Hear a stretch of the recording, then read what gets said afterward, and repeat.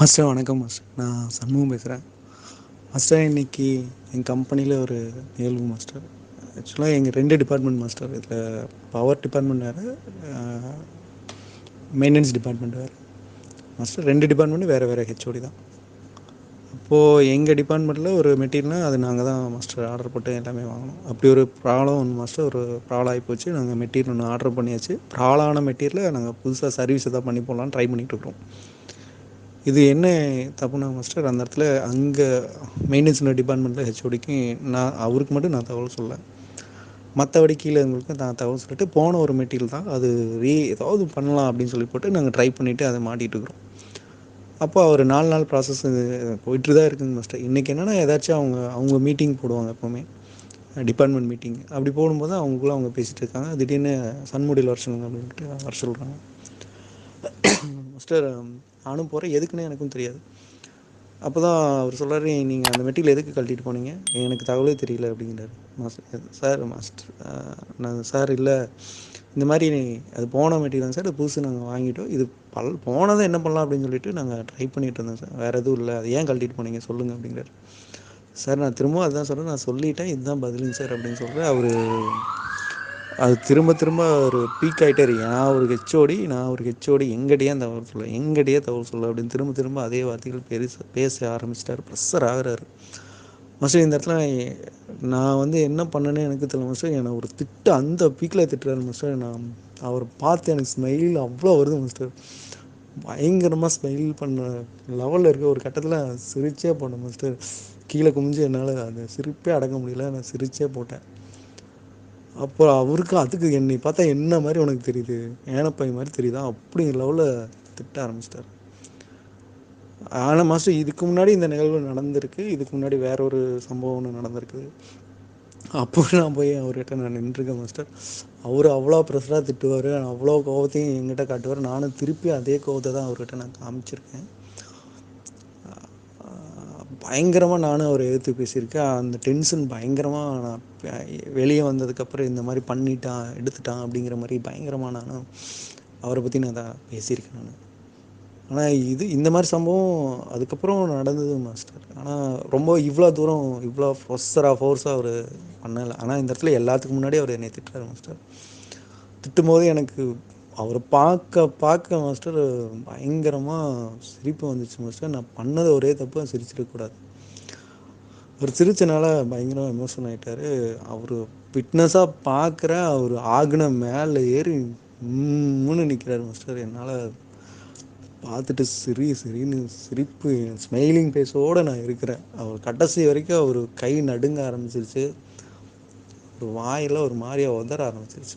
அந்த லெவலில் அவர் என்னை திட்ட ஆரம்பிச்சுட்டு மற்றவங்களாம் அவரை கூல் பண்ண ஆரம்பிச்சிட்டார். அப்போது நான் ஸ்மைலிங் ஃபேஸோடு தான் நின்றுருக்கேன் மாஸ்டர். அவரை மட்டும் பார்த்துட்டே இருக்கேன். அந்த ஸ்மைலிங் ஃபேஸ் எப்படி வந்ததுன்னே தெரியல மாஸ்டர்.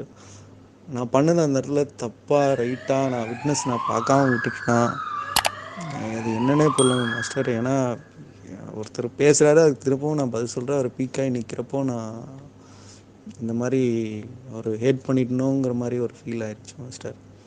நான் திரும்பவும் மற்றவங்ககிட்டையும் நான் எப்பவும் போல ஜாலியாக தான் பேசுகிறேன் மாஸ்டர். அந்த ஃப்ரீனஸோடு தான் நான் இப்போது இருக்கிறேன்.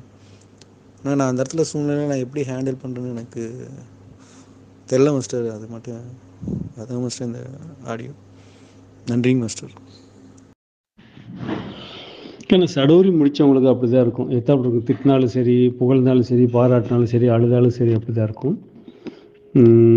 அது போக போக என்னன்னா, அவங்க திட்டும் போதோ இல்லை ஏதோ ஒன்று பண்ணும்பொழுது நம்ம நல்லா வாய் விட்டு நல்லா சிரித்தோம்னாக்க அது அவங்களுக்கு இன்னும் இன்சல்ட் பண்ணுற மாதிரி தெரியும். ஒரு சில இளவூட்டில் போய் சிரித்தவங்களாம் இருக்காங்க.